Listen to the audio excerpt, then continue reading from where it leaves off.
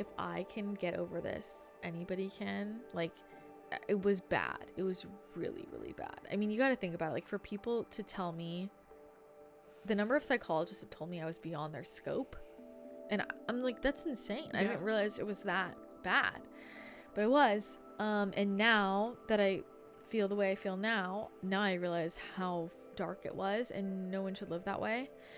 And it wasn't just one thing, it was this journey, but I had to be committed to myself. And I think underneath it, I always believed, like, I refused to accept that life was just going to be that way. Same thing with my physical health, right? And that was the thing that kept me going, and I was not able to accept that, and that is what allowed me to like go through this whole journey. Because for a lot of people, it's not going to be one quick fix. Mm-hmm. There's something deeply out of alignment if you're feeling this way, and if you are committed to yourself, then you will get there. You just have to listen to the signs, and you have to be willing to make different changes and let go of old things.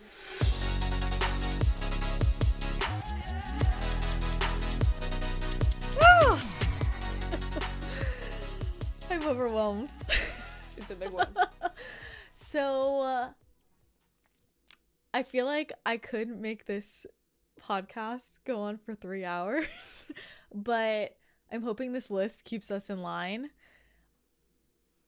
I feel like healing my depression has been one of the, I mean, it's been like the biggest thing in my life. I'm like getting emotional. And I actually think it's part of my story that I don't talk about that like as often, because it came kind of before all of my physical health journey. And that was really the thing that was during the time when I started sharing on social media and started my podcast and all of that. So it was more my physical health journey that was really kind of front and center. So I'm excited to talk about what worked for me. I know everybody is different, but I just do hope that this, helps people and inspires them. And I never thought that I would be a happy person. And I had a lot of psychologists tell me, you just have depression, mm-hmm. and this is just what it is. And I thought, well, like, fuck that. I guess I'm just always going to have not a great life because I'm going to feel this cloud over my head. And so I just want people to understand that you can heal anything. Like, you can really heal anything. And if you're feeling this way, I know a lot of people push it aside. You have to prioritize this. Like, this is foundational for everything else. So I want to use this to be really specific about all of the things. I want to like go through this list about what I did rather than go through the whole story, if that makes sense. But the story will get woven in, and then ask me questions as it comes up. But I think if I just run wild, we could be here for 4 hours. Yeah. So I guess context for people, I won't go too deep into it, but I struggled with my mental health. I mean, I feel like as soon as I could remember. I think a lot of us who are very intuitive relate to that. And so from a really young age, I felt like I was very different. I felt like I had a lot more anxiety. I had a lot of mental instability because of everything I was seeing psychically. It was very scary for me. And I think I know a lot of people don't really get it when I say, like, I see holograms. Okay. So imagine like seeing other things that are not physical just as clearly as someone sitting next to you. That's very scary for a child, especially when it's not all love and light, right? And I was getting so much input. So that was already throwing me off. And I think just being attuned to that, the heaviness in the world and people's thoughts and their feeling. There's dark shit. There is dark shit. There's so much light on this planet, but there's dark, heavy stuff. And it just felt like it was consuming me from a very young age. And I think as I got a little bit older, I just became, and by older, I mean like 7. Okay. I became very obsessed with this search for what is my purpose? Why am I here? Because I was so consumed with the darkness around me. I could feel that. And I thought, what is the point of me being in this soup of heaviness? Yeah. And I was just searching for something that would make it worth it, I guess. And I think I knew I was here for a reason, but I didn't know why. And so I was on that quest for purpose. And I think that just kind of continued, and I went through middle school and high school, and I was having suicidal thoughts like very early on, and it just stuck with me, and I didn't know what to do. I felt like I didn't know why I was on this planet. It was too heavy, blah, blah, blah. And it got really, I think it got, there were waves. There were waves of it, but it was really, really bad early in college for me. And I think just because it had been so long that it was bad. And I realized I have to figure this out. I was in such a dark place.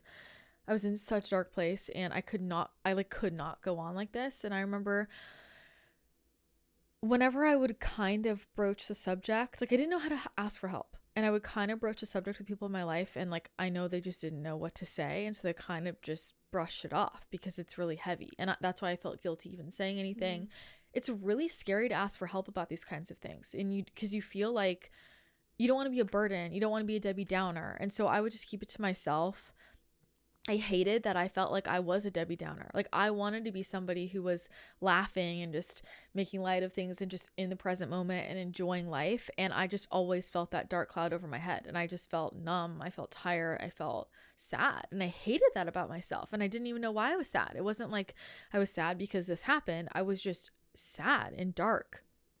And I didn't like that. I wanted to be a light, And so I really struggled because I didn't know who to ask for help. And I would just like gently kind of try to open the door. And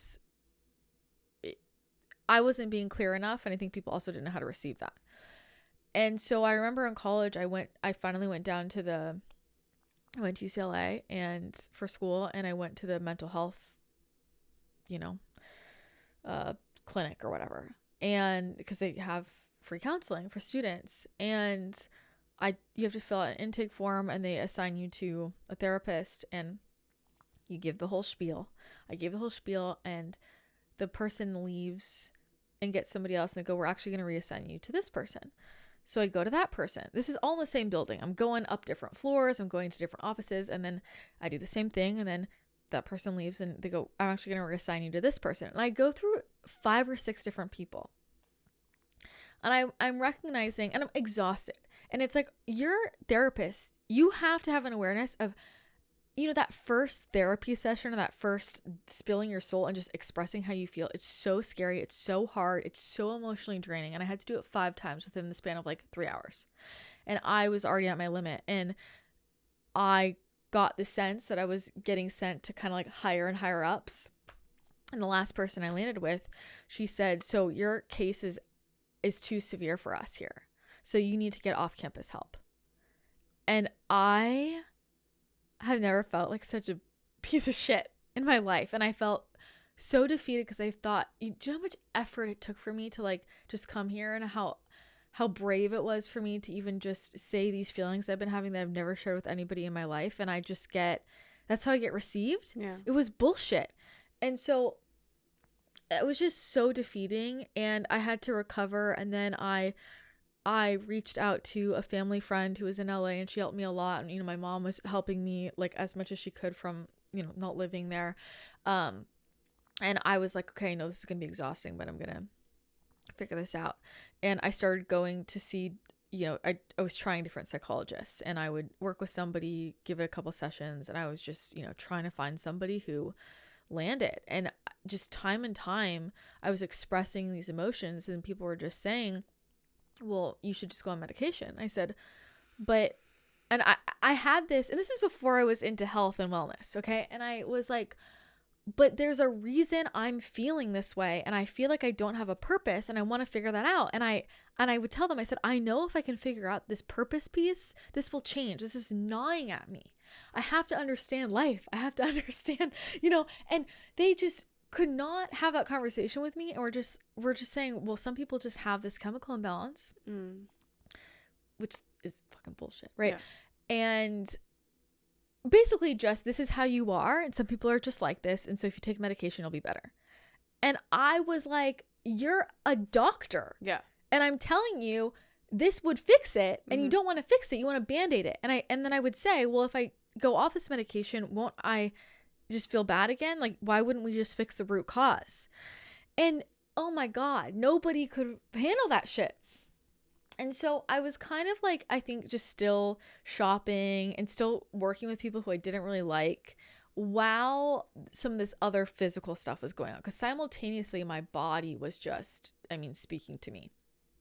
And so there are a lot of things that overlapped with like physical health issues I was going through that then changed how my mood.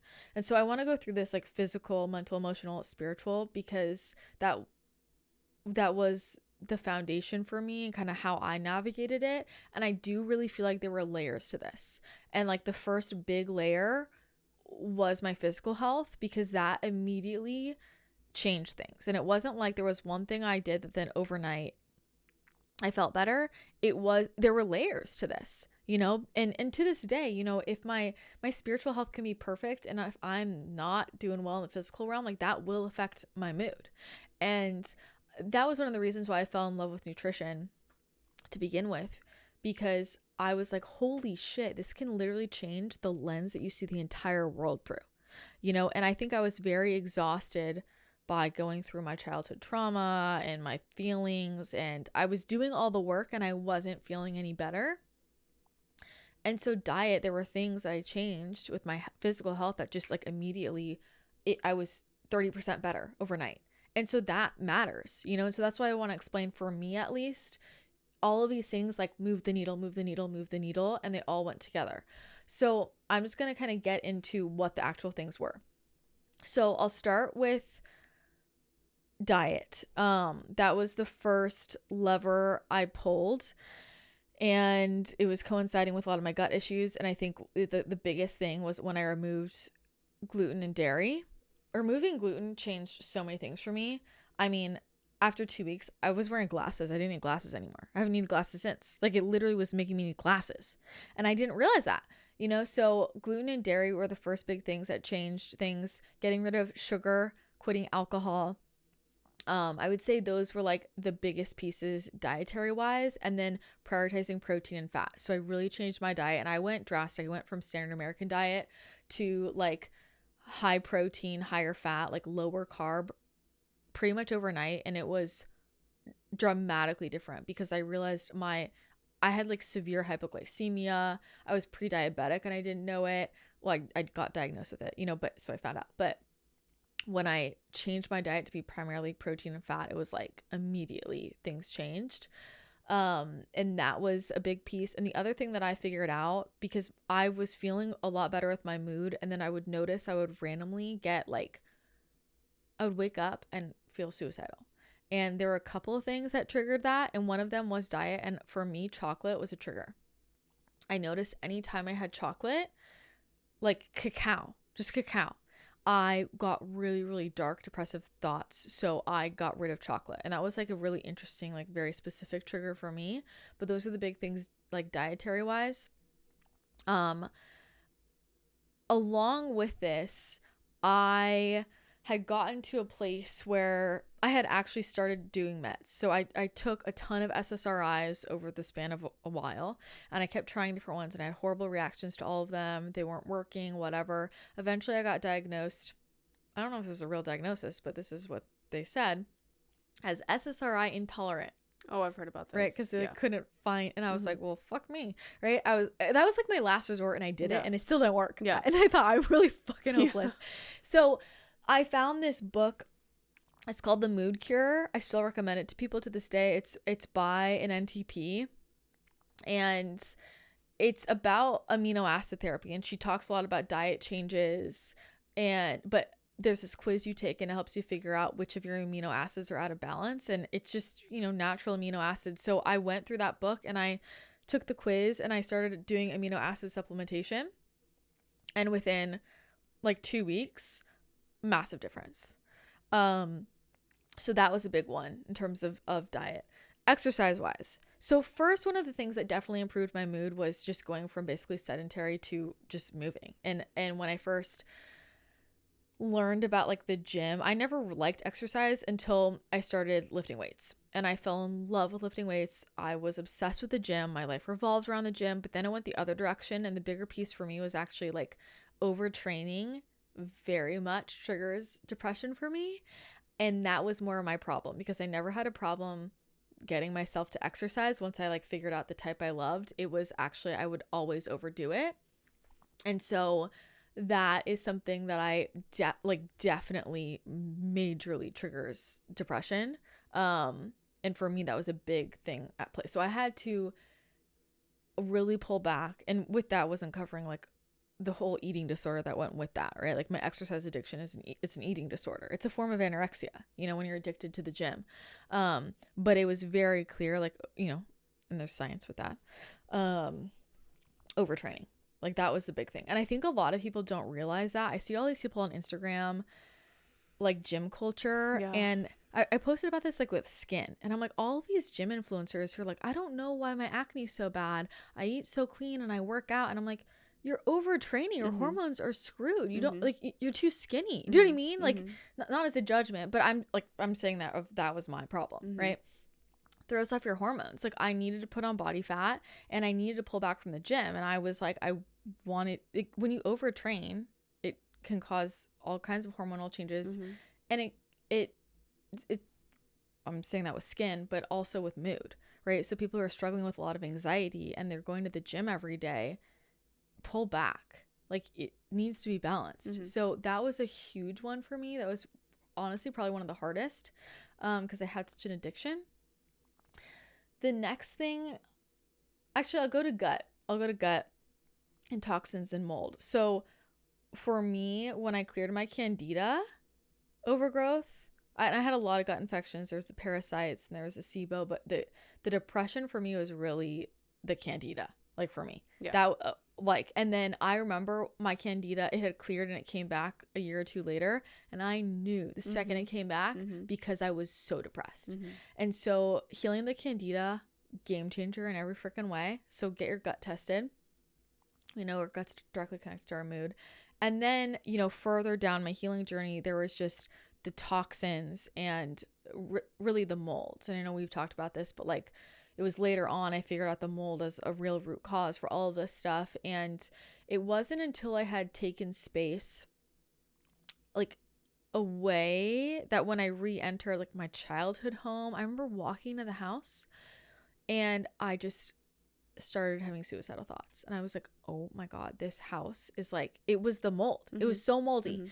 And when I walk into a moldy building, like you feel that in your brain and how that affects your brain. And I remember Googling the second I got to my childhood home and I was like, does mold cause suicidal thoughts? And I was like, oh shit, it does. Like, so clearing the mold out of my body, getting out of the moldy situation, and then doing a lot of just like toxin removal, which took a long time, all kinds of toxins. I mean, heavy metals, toxicity, all of that.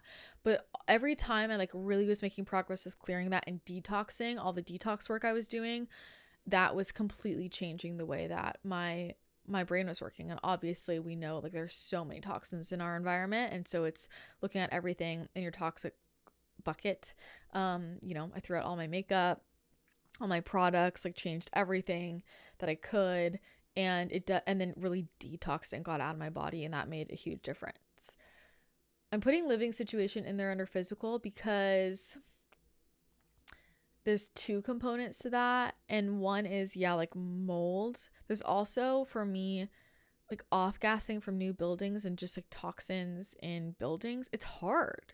It's hard nowadays, you know, because a lot of things are new or it's made with weird shit, or even old buildings or like, you know, going to Santa Fe, like those original homes are so beautiful, but they're just made of lead.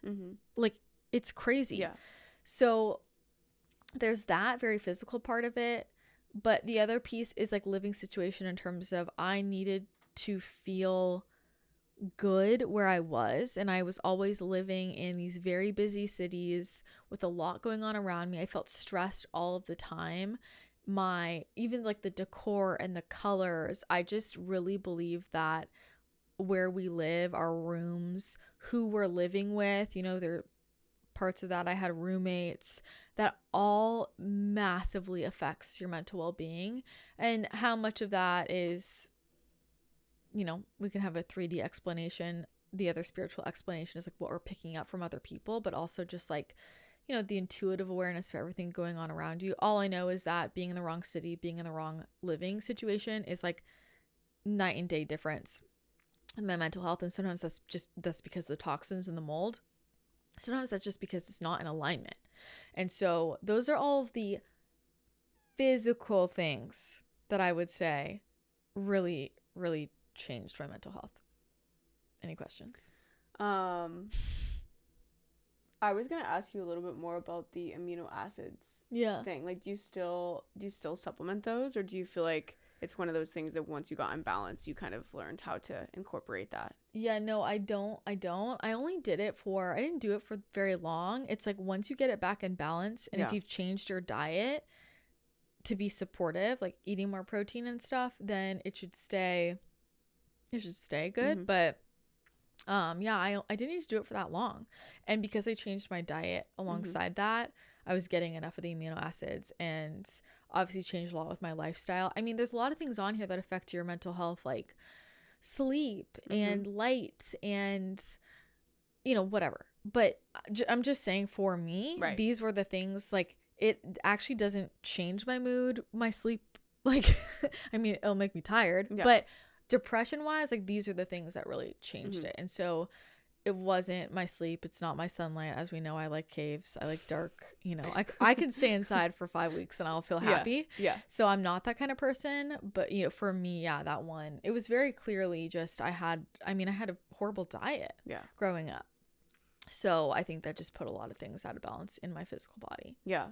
I think there's a huge thread here about like what you were willing to do. Like, you were willing to change everything, your lifestyle, your diet, and to really like find what are those triggers for you. And I think the chocolate one is such a great example, because it might not necessarily, which we've talked about this, it might not necessarily be something that other people can find scientifically, like, of why. There are some things, but it's more of just like being so in tune to like, and I think of the typical like food diary thing that like people are like start with, and it's like, for me, that was one of the first times that I was ever really tapping into my intuition, actually, because it's like you're taking the time to really take stock of like, how are these external things making me feel?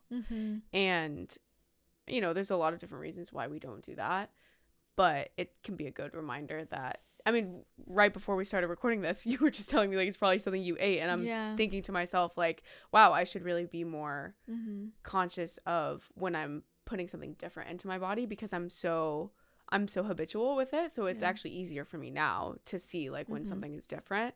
But I think, people can feel like that's going to be such a long process, but it's like, just start with what your intuition is giving you that ping towards, like, hey, it might be this thing, or look into this thing. Because there's a lot that you went through, and not everyone is going to have to go through all of those different things.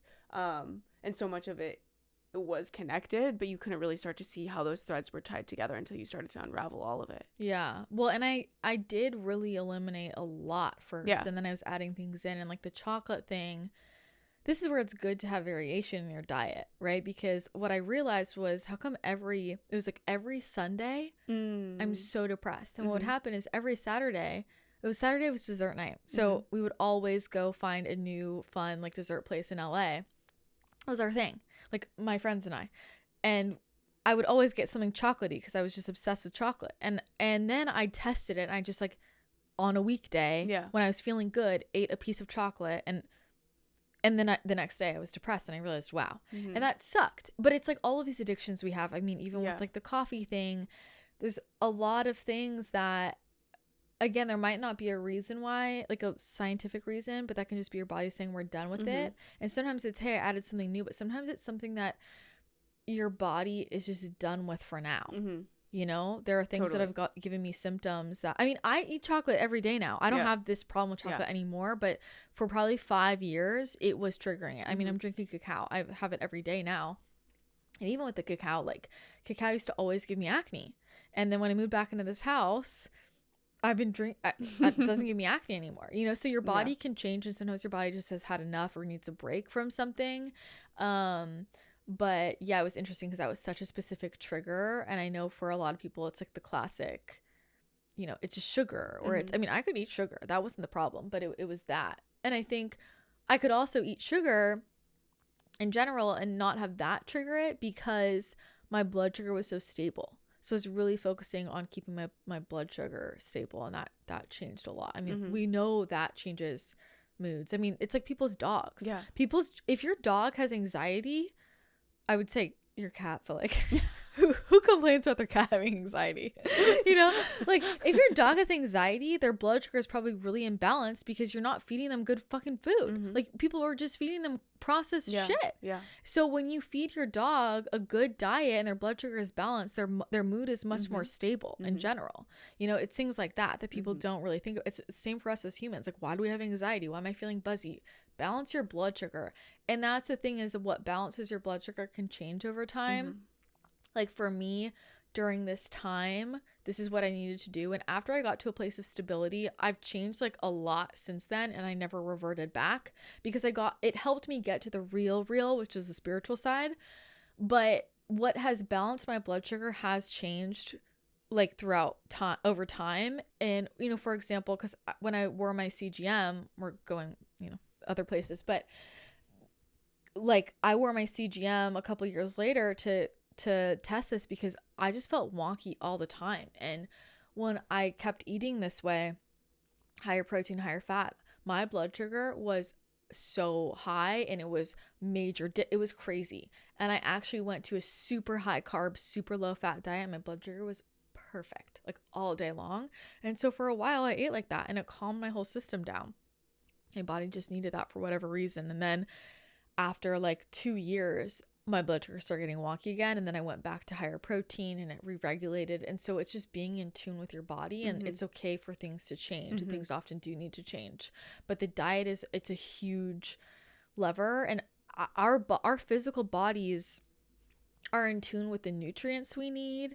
And so when your blood sugar is unstable, for example, and that's forcing you to change your diet, that is part of your body's wisdom of getting you to get different nutrients and like realign you. You know, it's always just your body wants to be in balance, and it will guide you to how to be in balance. And the problem is we think about this so logically and so scientifically that we're not allowing the body's wisdom to put us back into natural balance, right? Because like for me, I had been keto so long, and I went high carb vegan for years, and like my body needed that to be in balance. And part of how it brought me there was blood sugar, amongst other things, right? So, but if I'm just looking at science, I guess it depends what science you're looking at, because there's science in every direction. You either don't know, you know, what to believe off the science because there's an argument for everything, or, you know, whatever you've learned about, you're going to think that's the only way. To balance my blood sugar, I must do this. When in reality, you know, different things work for different people and at different times. So I think that's like, I mean, there's my point is there's a deeper intuitive body wisdom that is guiding what's going to keep things regulated for you, you know? And it's like that with the exercise piece, you know, like that getting regulated, and like different people's bodies can handle different amounts of movement. But I think part of my struggle, and I think I've seen this a lot more since I moved to San Diego, and since I really started doing a lot more of this spiritual work in the last, you know, 6 years, so many people are depressed, and these are people who are doing all of the hyper healthy things. And sometimes we can be so healthy, what we think is healthy, that it's unhealthy for our bodies, and it's causing depression. Like I know a lot of people who like they work out every day, they eat a super clean diet, like they're doing all these things that they're told is going to make them healthy, which on the surface does seem like it. And I'm like, your body is stressed out. Like this is what's causing your mood issue, and we just need to relax a little bit, you know? So that's why I also want to share my experience, because I think, you know, we often hear just like the science, whatever that is, but there's more to it than the science, I guess. Yeah, the intuitive piece is so important. And like what you were just saying about the relaxation piece, we've talked about this too. It's like I remember the first time I saw my friend Allie post about this. She was like, it is actually worse for my body to be stressed and micromanaging my diet than it is for me to enjoy a piece of pizza when I want it, surrounded by friends 100%. And good conversation, you know, with the energy healing that I send to the food, you know? Yeah. Well, and you can see that scientifically if you have a CGM, like you can see that, you know? So I remember with that, the biggest takeaway I had was, wow, every time I got stressed or cried, my blood sugar spiked massively. Yeah. It was way more dramatic of a spike than anything to do with my food. Yeah. So there's that emotional component, of course, as well. But, you know, I think the diet, these physical pieces were tangible action steps I could take. And when you're at such a dark place, like doing all the emotional work is really overwhelming and hard. I didn't have the energy. Yeah. I didn't have the energy. And so I had to get myself to a place where I just had the energy and had more mental clarity. I was so foggy. I was so dark. And I just needed to do something that could just be like an instruction manual. Just take these amino acids, eat this food, you know, take these supplements for your candida. And I just did it. I didn't have to do any more. And it got me so far. It got me so far, and it was dramatically different. And so, you know, I think that's the point of this being holistic and going from different angles of like, you've got to do just what you can manage. And if it's feeling too overwhelming, you're probably not going to stick to it. Yeah. Right. So when I was in a place where the therapy I was doing was just simply not supportive for me, I was so frustrated. And this is the thing, you're always fighting this feeling of hopelessness. Like, and so to have something that's very tangible, just do this and it'll get handled, is so supportive.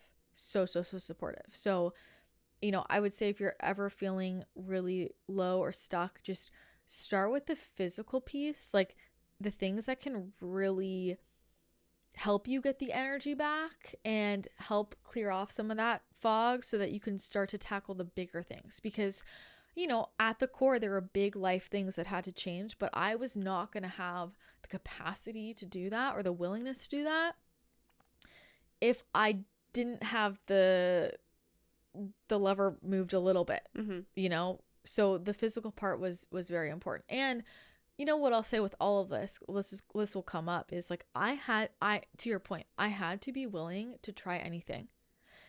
And I was just at the point where, because I'm very stubborn, and I was like, I have nothing to lose. Yeah. So I will do whatever I need to do. And naturally, as I was changing those physical things, this other stuff started to change. Like a lot of the mental, emotional things, friends, boundaries, like that started to shift naturally because I was eating different. I wasn't partying on the weekends. I was in different places. Everything was different. My whole social life was different. I mean, stopping drinking was obviously it's a huge like culture change. So that kind of led naturally into the next part. If you want to go there, were there any other questions about that? I don't think so. I want to hear what you're going to say about the next part. I mean, this part's kind of shorter. So I finally found a therapist that was just the best. And I just adore her. And I worked with her for a long time. I worked with her all through college.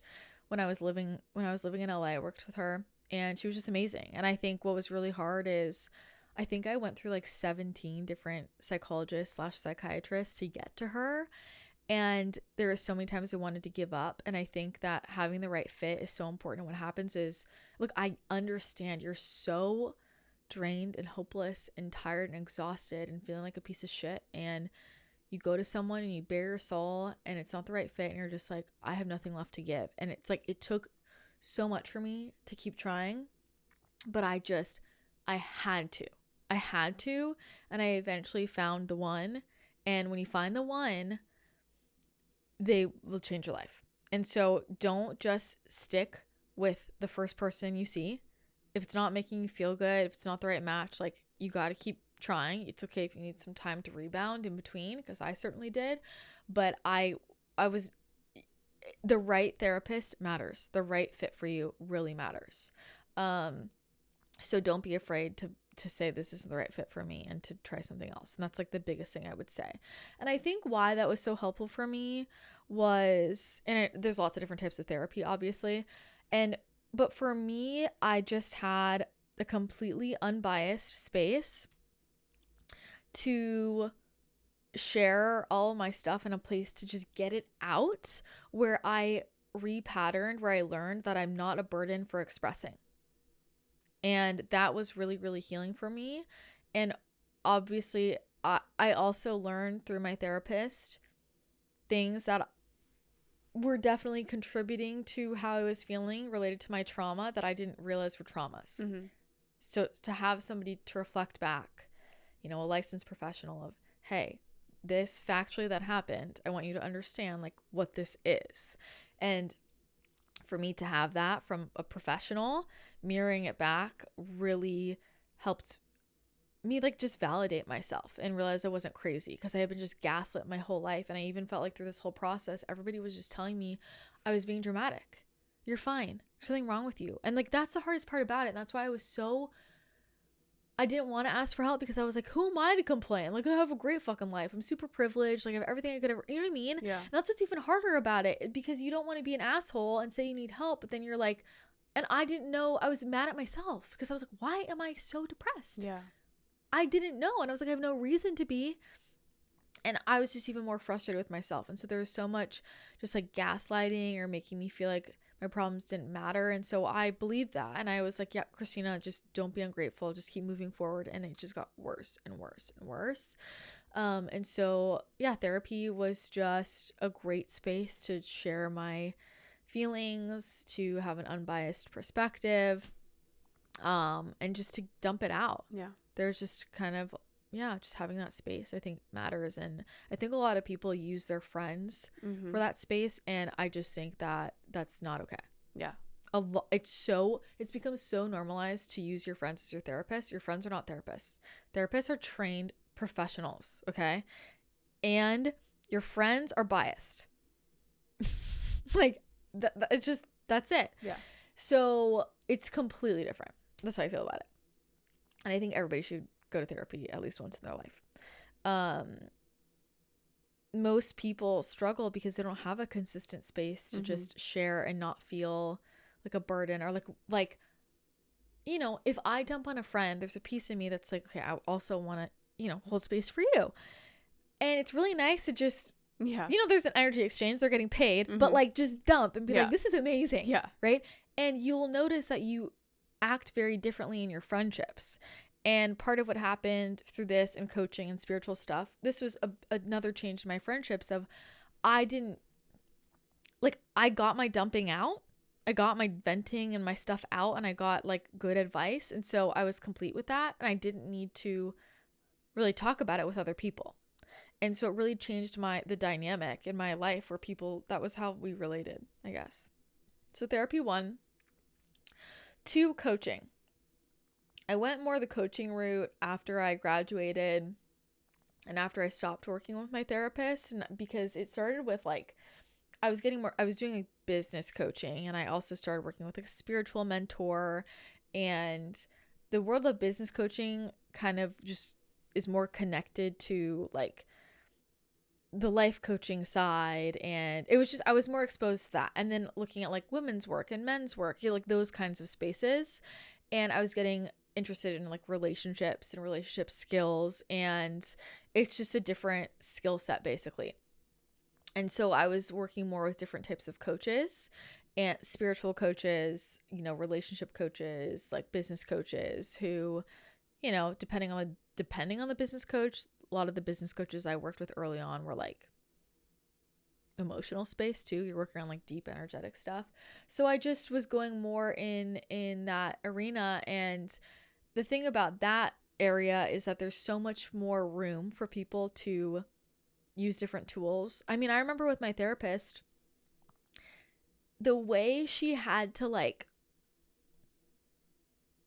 shuffle around the system to give me some certain guidance, things like, I remember there was this way she got me to buy a book.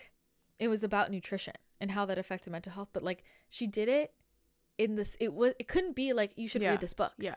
And I forget what she did, but it was so just like, I don't know, I forget. And I was like, wow, you have to work so hard just to give me information like that. And so coaches, there's a lot more space of what they can say, and there's not so many restrictions.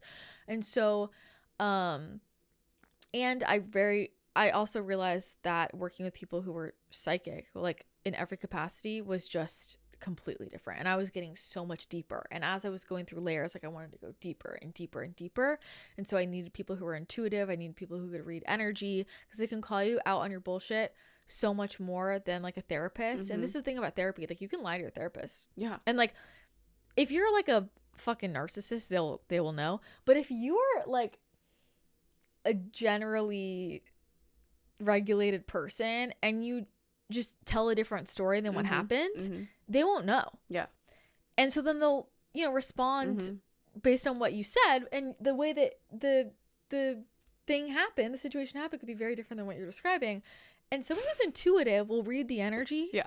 And will call you out on your shit and see it so clearly. And I needed that. Absolutely. And it was getting me more into the spiritual side of like pulling on the soul stuff and like my soul contracts. And like, that was where I really was getting to the juice, where I was like, this is what I've been looking for since I was 3 years old.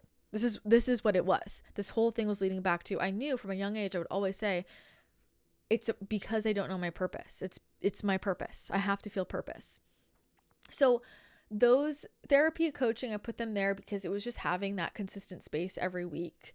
And, you know, working with multiple at a time to just really get unbiased advice and have a place that wasn't friends, people who were professionals who had already mastered the things I was going through. There's just nothing like it. And I think to this day, there's so many people who just like conversationally ask me questions, and I'm like, why don't you have a coach? Yeah. Like business, for example. Why don't you get a business coach? I'm like, oh, I don't want. And I'm like, well, you just asked me 50 questions, and if you hire a business coach, they will answer all of them, and then you won't be struggling anymore. It's like that with anything else, right? So when you're struggling with your mental health, like, hire a mental health professional. It's really that simple. And if you stop using your friends and your partner as your therapist and as your coach, your life will change positively. And a lot of people use their friends and their partner as their therapist. And it ruins relationships. It ruins polarity. It puts a lot of burden on people, or it's not your job, you know? So those are core. Friends. I radically changed my friends, and I've done this many times. And, you know, there's been lots of friendship changes for me that were just situational. I moved, people fall out of touch, and there were also intentional changes.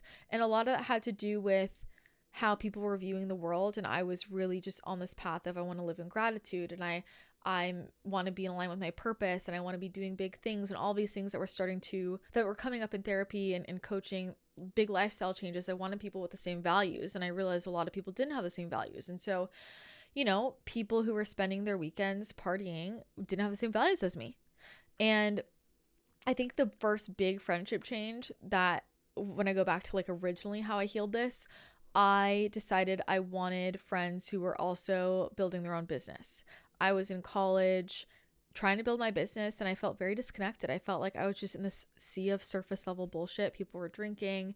I was trying to get healthy. That alone, I lost a lot of friends. I started meeting a lot of people who were also into health and wellness, and that was great. And then I also started meeting other like business owners, and I met pretty much everybody through the internet. I became friends with these people, and a fucking light bulb went on, because I realized that all of these things I was making myself wrong about, that I wasn't good enough, or why didn't I fit in? I just thought I was the oddball out. I realized I'm just in the wrong spaces. And that is when I really learned what it felt like to be genuinely supported by friends. When you're friends with people, and it's not just business owners or entrepreneurs, but this was just my first experience with it. What I realized was, wow, all of these people who are trying to build their own business, you know, we're young. They just want to help each other. Like, how can I help you? That's amazing. That's incredible. Everybody is super supportive, like genuinely supportive. They want to network. They want to help you out. I think as you get older, there's not that same, you know, people are more, what's in it for me? Yeah. But at that time, and these people I was connecting with, we all were hungry. We wanted to change the world. We wanted to help people. We were excited, and there was no competition. It was just collaboration. So it was fun. And that was when I really realized what it felt like to be supported, or for other people to be excited for my success. I realized I had never actually experienced people genuinely being excited for my success before. And so I was ashamed of it. I would try and hide it. I didn't want to threaten people. And my friends who are business owners, because they also understood the work I was putting in and how I was showing up, and they appreciated that. And they were so genuinely excited for me. and happy for me. And it was like my success was theirs. So that was really beautiful. And I made it a priority that I wasn't going to bond over negativity or complaining. And I didn't want to be around people that didn't like their lives. And these were all kind of the same. It was the same. And when I did that, I mean, huge mental health change, you know, and who you're around, what you're just taking on, that goes hand in hand with boundaries for me, you know? So the friendships changing, I think for a lot of people are a huge contributing factor, and one that they don't want to change because they're like, I don't want to not have friends. Well, if your friends are making you mentally sick, they're not your friends. And if you want to up level in your life, you got to surround yourself with different people. It's just that simple. Like, I know a lot of this stuff isn't easy. I know it was not easy for me, but I had to connect in with the bigger vision and my bigger why. And I had to love myself the most above any of my ego comforts. Like, all that was just fear and bullshit. Do I really think I'm not going to make any new friends? Like, oh, boo-hoo, Christina, you're not going to have friends for a couple of weeks or months. Like, tough shit. Like, it's worth it to be happy in your life. If you're not happy, none of this is worth it, you know? And so it was the same thing with the boundaries. Like, setting boundaries was really hard for me at first. It was so hard for me and took me the longest. But I learned a lot of that through the coaches I was working with and new friends I got, and seeing their boundaries, and realized, wow, I would feel so free in my life if I didn't have to deal with this, if this wasn't going on. And so I set a lot of boundaries, and I became just like a big boundary person. And with boundaries, you're always learning new ones that you need to set for yourself. And so I think the big one for me was just that I wasn't going to allow people to, at that time, I wasn't going to allow people to energy vomit on me, and I wasn't going to solve other people's problems because I'm not their therapist. I'm not a therapist. So that was pretty much the main boundary I set, and that knocked out a lot of people. Yeah. A lot of people. And I also set major boundaries with my phone. That was a huge one. I set boundaries with when I could look at it. I realized I was spending hours and hours and hours a day answering text messages, answering Instagram DMs. It was causing me to task switch constantly. I was always anxious. I couldn't sleep. I had so much anxiety with all the messages coming in, emails. So I think that was when I first hired an assistant to handle emails for me. And I just stopped replying to everybody.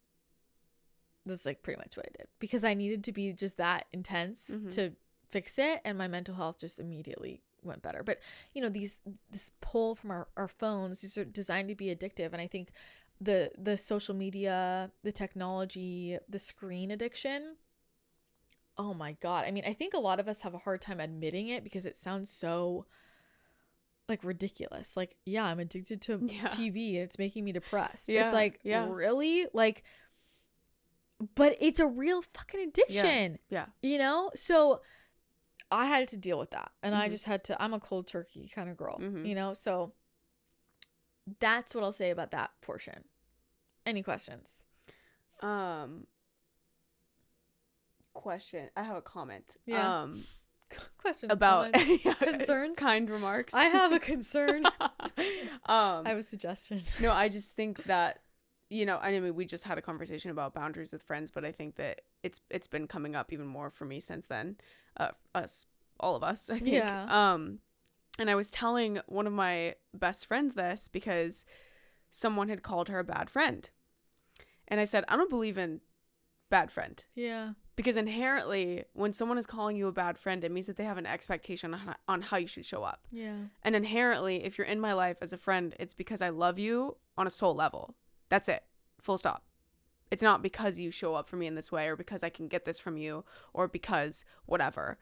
If someone does something that hurts my feelings, I can communicate that. But calling someone a bad friend, I just think it's like, it's a completely different template that they're plugged into, you know? Yeah. And I think what you were saying with the boundaries and how people like expect that and pull on you, and you know, you talk about this all the time too. It's like sometimes even those feelings of depression, and I'm not talking about like when you were in this, but just in general, like sometimes I will get hit with a wave, like a tidal wave, like you said, of depression or anxiety, and it's like it's that person's, and it's because we're giving all of ourselves and that access to people. And so I think that really this boundaries piece is like it's when it comes to our mental health. And I just want to like repeat what you said for people, because if someone is affecting your mental health in a negative way, they are not your friend. Yeah. They're not.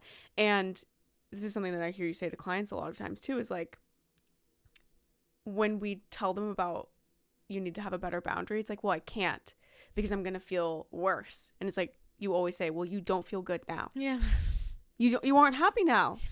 You're in pain. You're unhappy. And so you have to, again, be willing, like you were in the physical, to do something different in order to be in a better mental state. Yeah. 100%.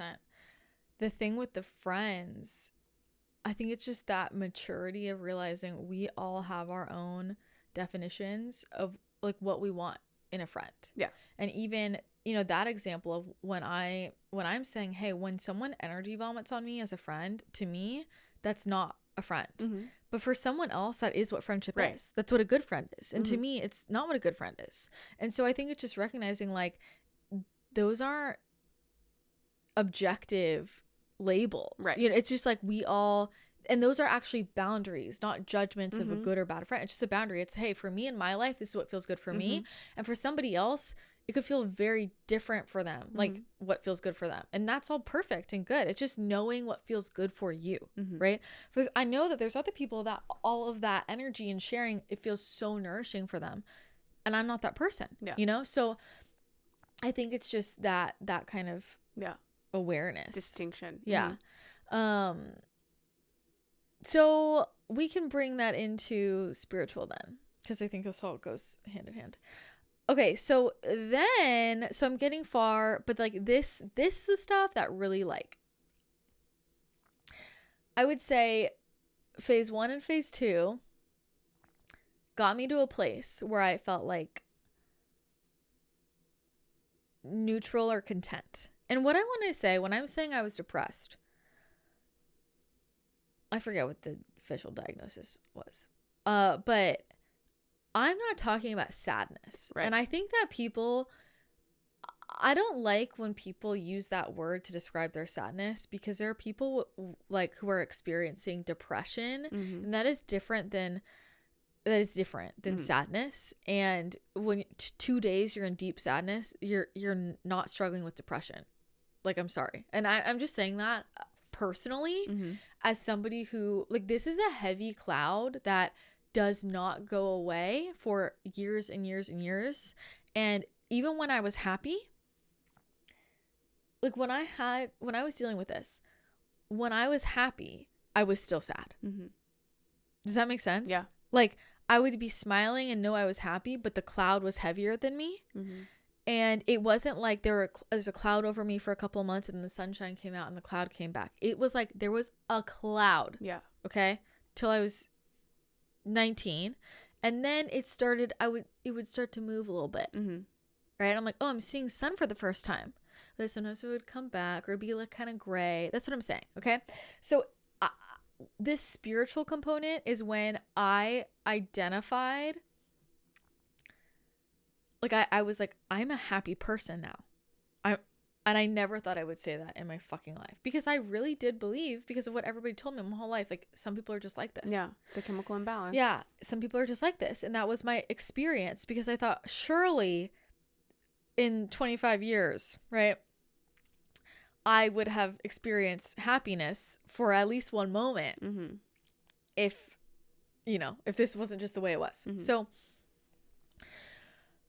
oh man, where it unfolded was when I started learning energy work and working with, I had 2 main spiritual mentors, like, during this time, one for my energy healing abilities and the other for my psychic abilities. And the real piece for me that this opened up was purpose. And when I did energy work for the first time, you have to understand, Like, I have always been a high achiever, perfectionist. I've never gotten an A- in my life. I got an almost perfect score on my SAT. I'm like that kind of kid. Like, literally, like, perfect. Like, academically, right? And so everything to me was very logical. Just, like, logic, work hard, make it happen. Like, that kind of energy. And here I am doing this energy work thing. And I'm like, I don't know if this shit's real, like, at all. I don't know what the fuck's going on here. But I'm here somehow. And I'm open-minded, but it doesn't make any sense to me because I want a math equation. I'm a math girl. And for the first time, I was so good at something I didn't have to try. And I not only was I just like good at it, I was excellent. Like, I was excellent. And at first I thought that the different people I was working with were just telling me I was really good at it just to be nice. Like when your mom tells you you're pretty. But then I realized, no, they're like being serious. And I remember like my first psychic, my like first long-term psychic mentor who I worked with for a couple years. He's like this underground guy, like no website, no way to contact this man. Okay.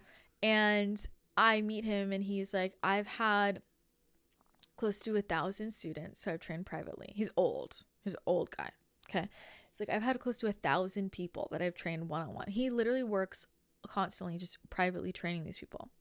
And he goes, you are in the top 3 of the most psychic people I've ever met in my life. And I was like, really? I was like, because I don't think I'm really that psychic. And he was like, this is my first day I met him. And I was like, I don't think he would just say that to me. Right. You know? And my first, the person who trained me in energy healing, she had told me, she's like, you're the strongest energy. I've never experienced energy this strong in my life. She's like, and she's worked with all kinds of different, masters. She's like, my mentor is not this strong. Like, she's like, you have this is a thing for you. And I was like, interesting. And so I think I just needed that like confidence boost of, wow, I can be really good at something and not try, because I had just really learned I had to try so fucking hard, and I was great at things, but I had to try so fucking hard. And I had this feeling every time I was giving a session, like, and I still to this day, I'm like, this is like why I'm here. Like, this is why I'm on this fucking planet. Like, I just have this fucking feeling. Like, it makes me so happy because I just know. You just know when you're in it, when you're doing it, I imagine it's like an artist singing or someone who's it's like, or you're Michael Jordan on the court. Like, you just fucking know when you're in it. And I had never had that before. And so I think it's like giving yourself new life experiences to find that thing, that feeling where you're like, this is it. And I also find that moment in friendships. I find that moment in experiences. Like, there are just these certain moments that happen in life where you're like, this is literally what it's fucking about. And I wouldn't feel that feeling of purpose if I didn't get out of my comfort zone. Energy healing was the last place. I could not believe I was doing this. Okay. I was like embarrassed I was doing this. It was the last thing I ever thought I would do. And I think for a lot of depressed people, right, your soul is telling you this is not it. And your soul is trying to push you to experience the thing that is it. And it's not something you've already experienced. It's that simple. Yeah. And so you have to get out of your comfort zone. I'm telling you, if somebody gave me a list of 100 things to do, I would pick any of them except energy work. If I was like, yeah, I'll try all of these. I was not going to try. I was so desperate. And I only did it because I had a visitation from an angel at the foot of my bed telling me, you need to do energy work. I was like, fuck, like, I guess I got to listen to that. So a big reason why people aren't finding that is because they're not trying on new life experiences. You've got to show up in places you would never normally show up and do things that are very out of your comfort zone because you might be incredible at it. I mean, it's funny. I think about like Kelly with cooking, and she never cooked. Yeah.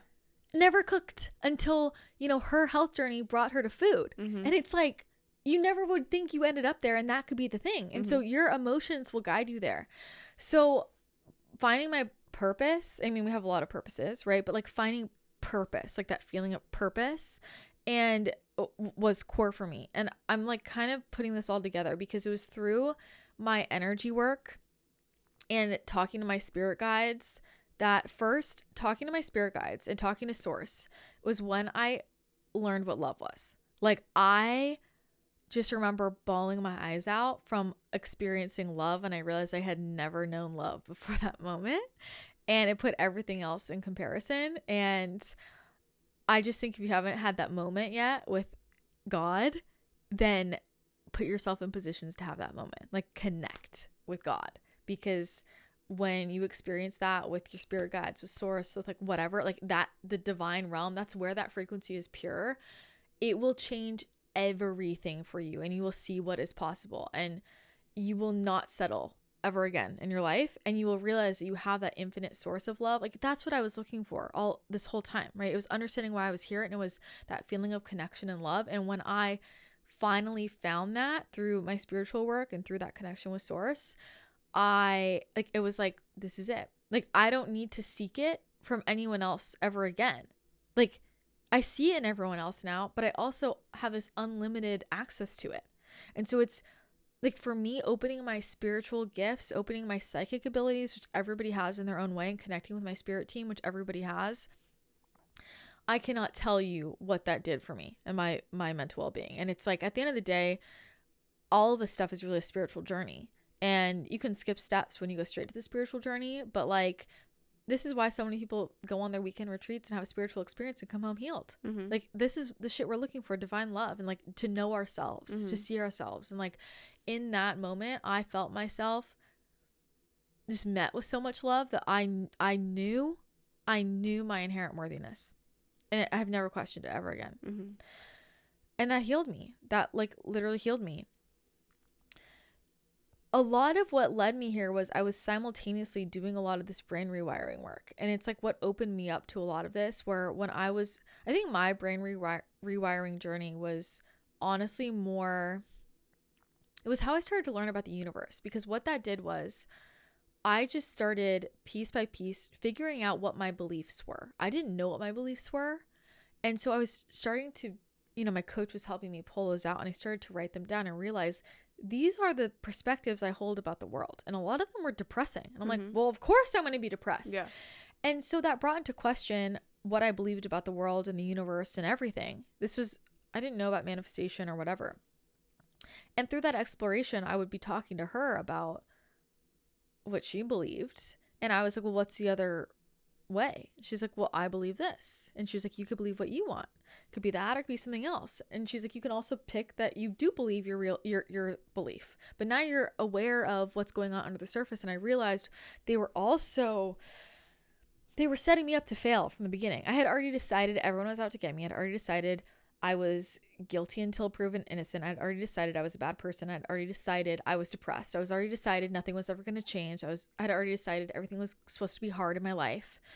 All these things. And I looked at it and I go, well, that's literally how I'm coding my reality, and in the perspective through which I'm seeing everything, I have not given myself a shot to be happy. Yeah. I've already decided I'm unhappy because I've decided the world sucks. Mm-hmm. And so when I started to rewire those, I had to look at, well, what would be the other way of viewing the world?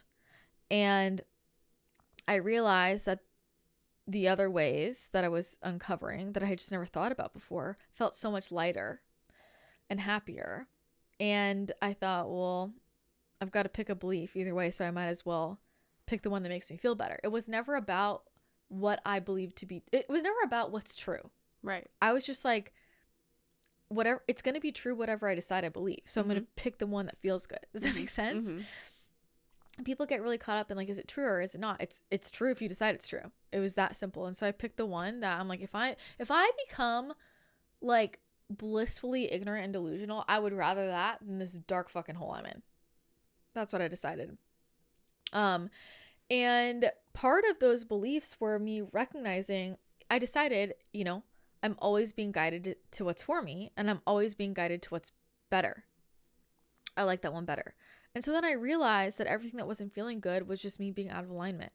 And so I started looking, for me, it was like career. It was a lot with my career at this point, because I'd already changed a lot with my friends, with my lifestyle. I moved again, but for me, it was really, this was when I changed my business.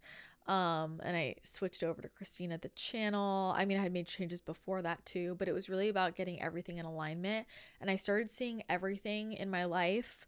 Like anytime my mood was kind of getting heavier, I would realize this is my body saying this is heavy for us. And so where am I being guided? And when I did that, it taught me to tune into my body's wisdom in a very different way. And along that journey, the big thing that I had to do that helped me like really keep this going was denumbing. I had gotten so frozen. I had gotten like my depression.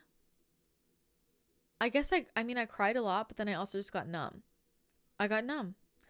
And you're so deep in it for so long and you're just like, I have no tears to cry and I'm just depressed and everything sucks. And I got numb. And so I spent a couple years specifically, like I hired a coach specifically to help me denumb so I could feel again.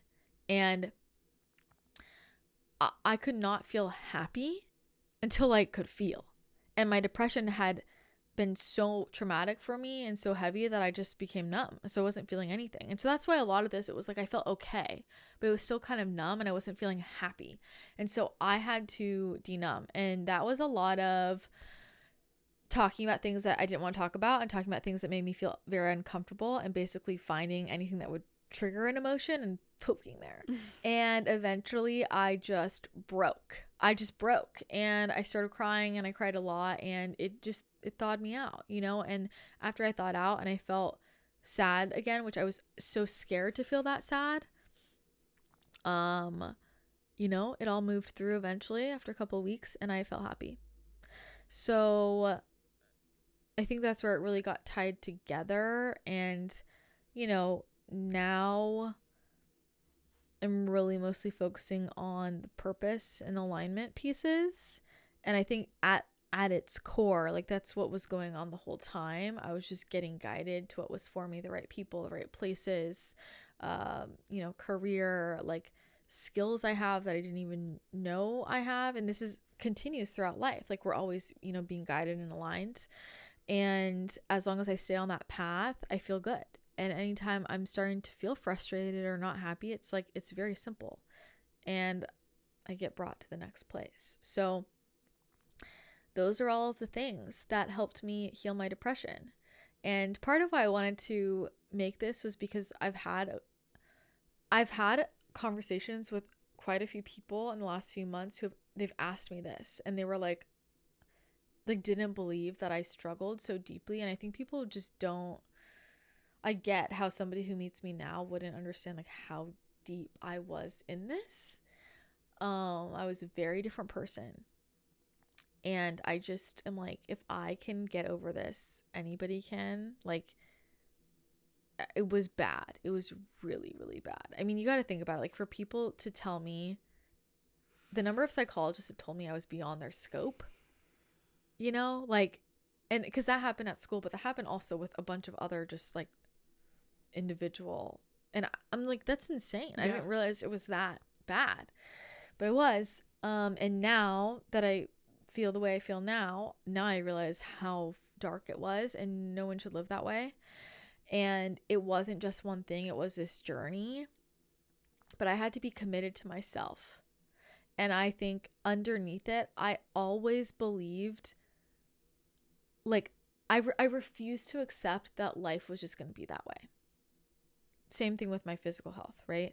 And that was the thing that kept me going, and I was not able to accept that. And that is what allowed me to like go through this whole journey, because for a lot of people, it's not going to be one quick fix. Mm-hmm. There's something deeply out of alignment if you're feeling this way. And if you are committed to yourself, then you will get there. You just have to listen to the signs, and you have to be willing to make different changes and let go of old things. Mm-hmm. So I had to let go of a lot. I had to literally let go of, I mean, all my friends, I mean, in the scheme of this, all my belongings, and all my beliefs, everything, all of my paradigms about the world, everything I believe to be true, everything, I literally had to let go of. And that can be very destabilizing, but it was also very freeing. And I wish I had someone who mapped it out for me, to be honest, because there was no one like during this. It's such a different time. It wasn't like social media like the way it is now. People are talking a lot more, but I was just in the dark. And I mean, at the time, it was taboo to even say diet would affect your mental health. And now that's so people know that. Yeah. So these are all the things I did. And if you are willing to do whatever you need to do, you will heal it. Mm-hmm. So I hope it helps someone. I'm sure it will.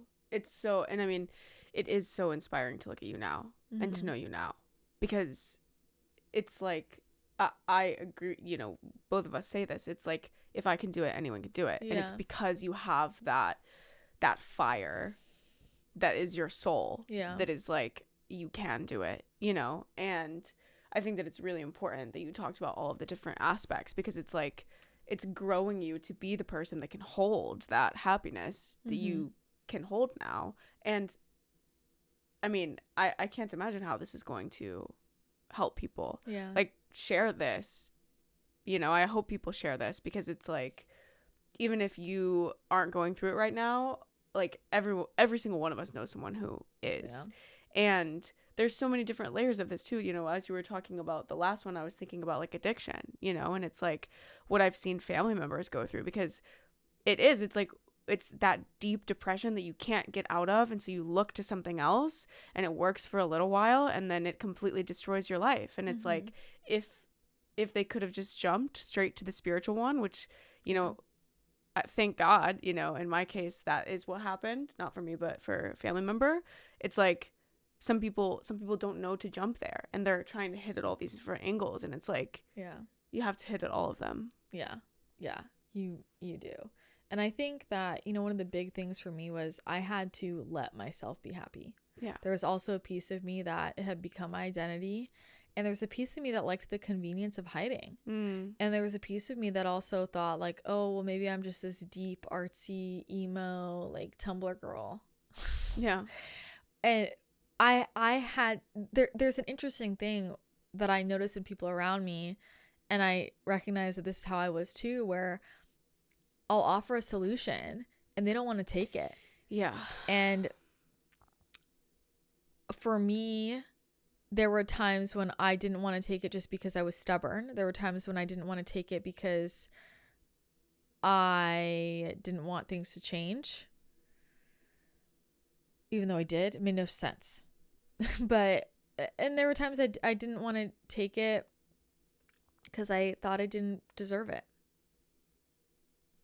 I was just in a habit of self-punishing. And what the depression does is it leads to a lot of self-punishment behaviors, right? There's a lot of manifestations of that. I had problem with alcohol. Had bad binge eating disorder. I had the orthorexia. For me, it was very physical of control, right? Trying to figure it out. I had some very toxic relationships. I got myself in a lot of scary situations. I was in a lot of like it was, it leads to dark stuff. And so I had to, at my core, like, be committed to my happiness and allow myself to be happy. And that was the thing with those beliefs. I was looking directly at what I had been telling myself subconsciously my whole life. And I was looking at this other way of viewing the world. And I thought, it cannot be that easy. Am I really going to walk through that door? Because the second I just say I'm choosing this one, I could feel all of that melting away.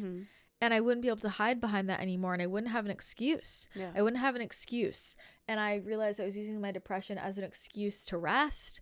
I was using it as an excuse to say no to things. I was hiding behind it. And then I realized, when I choose this, there's nothing that can hold me back except me. And I had to be okay with that and just let myself. So it was the best choice I ever made for myself. And what I know is that it takes so much inner strength. It really does. It takes so much inner strength to do that. Like, people don't know the battles people fight in their own minds, or nobody knows the battles that anybody fights in their own minds. And like those mental those mental prisons we keep ourselves in are far worse than anything else external. I will tell you that. Oh yeah. And I think about with my physical health, for example, I mean, being on my deathbed and the extreme pain I felt every single day, like the insane symptoms, nothing was worse than my depression. Nothing. So I just think like you don't really have life without your health and your happiness. And I think a lot of people are living with this like low level unhappiness, and it's not okay. Yeah. And that's what I want to say. Like, I think people are waiting for it to be justified. And you know what? I didn't think mine was as bad as it was until I started like talking to people about it and realizing it. And I think there's a lot of people that it's just been normalized to feel that way. And I don't care if it's common around you or normal around you. I don't care what other people are thinking. And I will tell you, I recognize within most people around me at the time, wow, all these people are super depressed too. And I wasn't seeing it before. And so I don't care if that's just how people live and they're telling you it's fine, that's how life is. Like, it's not. And that will eat away at you. And that is cancerous. That is cancerous. And you can't do what you're here to do when you feel that way. You know, so I just think like life doesn't really start until you choose your happiness. I think that that's a really important thing for people to understand. And I remember I had a happiness expert on the podcast a while back, and she just, you know, her main point was people aren't happy because they don't prioritize happiness. The way that you get anything in your life is you make it a priority. But people think that they're just going to prioritize all these other things and happiness will come. That's not how you become happy. You prioritize happiness first, and then other things happen. And that is really the key to life. So, yeah, I think this is a good outline on my side, and I hope that this helps people, and I'm sure a lot of people can relate too. And I think it's really cool to hear from different people, like the specific things for them that really move the needle, because everyone's a little bit different. And there might be certain things that people see here that they haven't thought of before. Like maybe people are deep in the spiritual work and they haven't looked into mold, or they haven't looked into their gut health really yet. And so it's good to explore some of these different things, because I think that everybody deserves to just feel like fucking amazing. That's what life's about. So, Mic drop. So I hope that this was helpful. Thank you everyone if you made it this far, and can't wait to hear your feedback. Thanks, Kaylin. Thank you for sharing.